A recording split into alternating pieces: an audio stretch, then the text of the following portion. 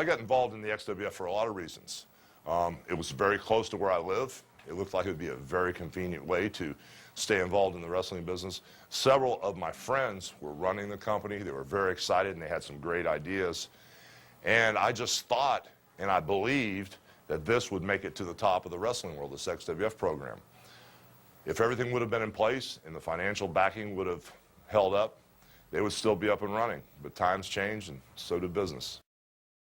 Back in 2001, wrestling was a strange place. WCW was dead, ECW was gone, and the WWF stood alone.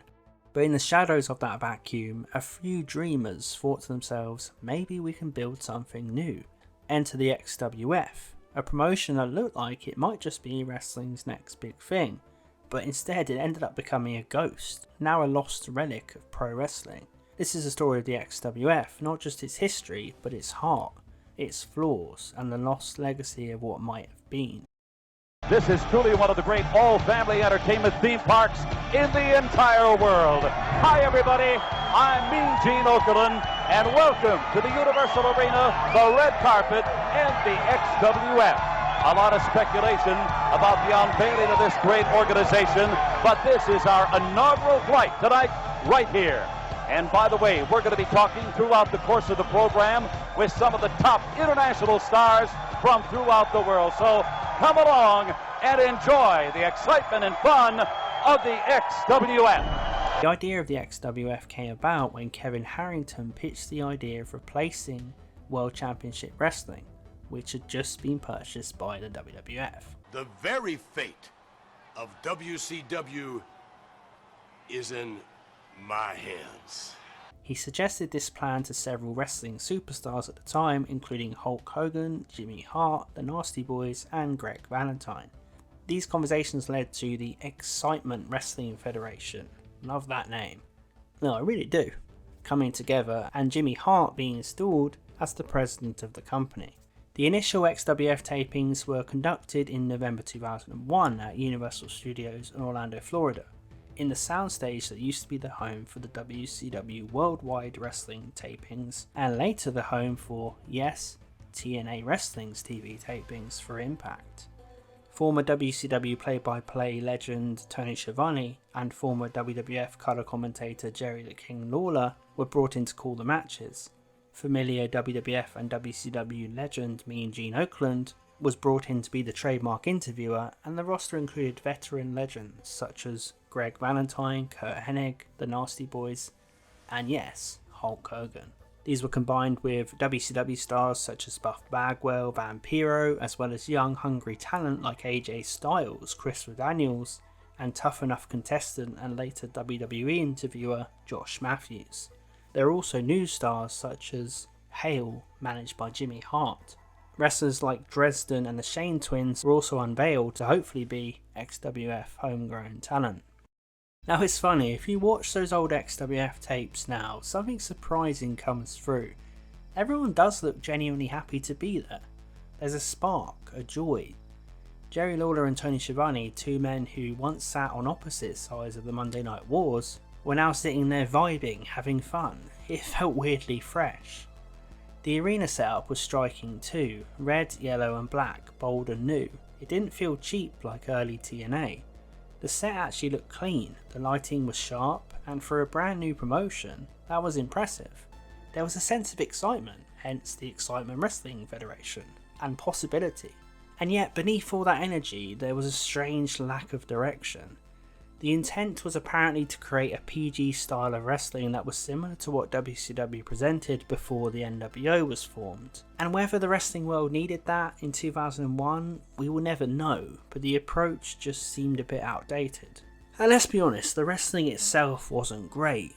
It had a weird, outdated WCW light feel. A lot of the new faces felt like WCW projects we never got to see, rather than anything unique to the XWF. And despite the no more prima donnas talk in their marketing actually was the company's motto, a lot of the same faces from WCW that people seem to call prima donnas, regardless of what you think about them. Buff Bagwell, the Nasty Boys, Curt Hennig, all talented, like I love Buff Bagwell. Not so keen on the Nasty Boys, but Curt Hennig was obviously great. But it felt like Jimmy Hart and company were struggling to let go of WCW, desperate to get something going. Maybe just so they didn't have to go and work for Vince. They also had another motto, in your face. Felt a little vague. Was it supposed to mean attitude era aggression?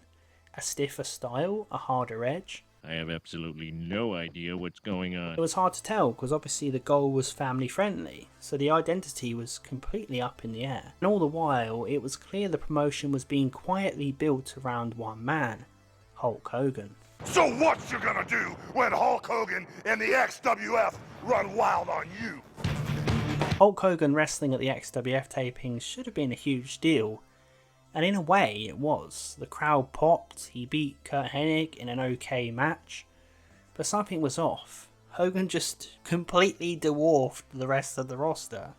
There was no one who felt like they could take the ball from him. And if the idea was just going to be another Superman push, Hogan versus another monster after monster, then what was new here? What made the XWF different? It was a weird irony. The company that promised no more prima donnas had built itself entirely around, and I love the guy, and rest in peace, the biggest prima donna of them all. And I say that as a Hogan fan, by the way. Like, I absolutely love Hogan. Rest in peace, but I have to be honest. Even I knew, in 2001, the business maybe needed something other than Hogan. Not that he had to go away completely, but he couldn't be the focus of another company at that time. I know he came back to WWF and he got really popular again and he resurrected, but you couldn't really do it in another promotion because it just felt like a WCW rehash. There were flashes of real potential in the XWF. Roddy Piper as the unhinged commissioner, opposite Rena Mero, formerly Sable, as the sultry but composed CEO. It was a genuinely clever dynamic. It worked. Sable as the CEO felt like a big deal. And they had dynamic. Roddy Piper was always gold. It could have been a great foundation for the storytelling. It felt like a unique setup to have these two opposites as the authority figures. The Cruiserweight division had future stars like AJ Styles, Low Ki, Kid Cash. They could have stolen the show, but the XWF didn't treat them as a special attraction. They were just there. They weren't spotlighted or elevated. Maybe they would have been, but they were just there at that point. Instead, big men got a push. Hale, managed by Jimmy Hart, was god-awful. Dresden was another generic big guy. Ian Harrison was incredibly jacked, but very boring. It was like watching an 80s booking mindset trying to drag itself into the 2000s, and it wasn't really working. Still, there is something I love about watching old XWF footage. It's like stepping into an alternate timeline, a what-if universe. What if this had worked? What if Cruiserweights had went on to be the focus? What if Piper and Mero had been given time to really deliver in their roles? What if the show had found its identity? Not as a WCW throwback, not as a Hogan vehicle, but as something bold and new. You can tell the heart was there, and that's what's special about it. The passion was real, but without a strong leader, without a vision like a Vince McMahon, there was nothing to stop it from becoming a Hogan vanity project, and so the spark quickly flickered out. Jimmy Hart acquired the rights for the XWF for an undetermined amount in 2004.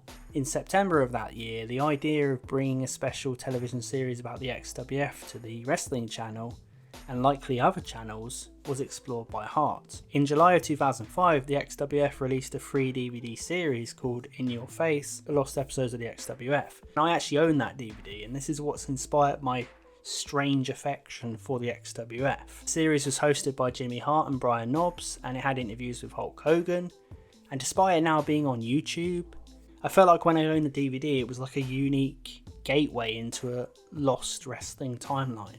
The XWF wasn't a total failure, but you can see it's clear how easy it is for passion in the wrestling business to be misdirected. Even the best intentions without a plan can fall flat.